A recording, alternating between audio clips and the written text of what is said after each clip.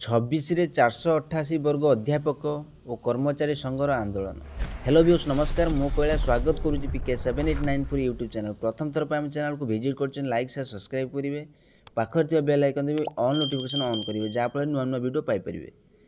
निखिल ओडिशा अनुदान प्राप्त महाविद्यालय 488 वर्ग शिक्षक और कर्मचारी संघ पेंशन प्रदान दाबी में आसंता 26 तारिख में आंदोलन को ओह्लाइबे बोली आयोजित सांबादिक सम्मेलन जणाइछन्ति।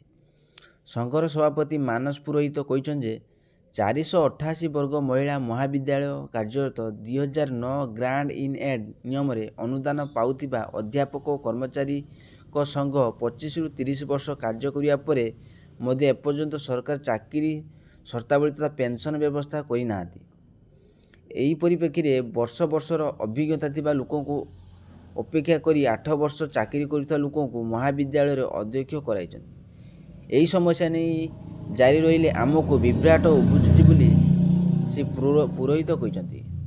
2017 अनुदान आईन अनुजाई कार्यरत कर्मचारी समस्त शर्तावली लागू करने को संघ दाबी करिछि।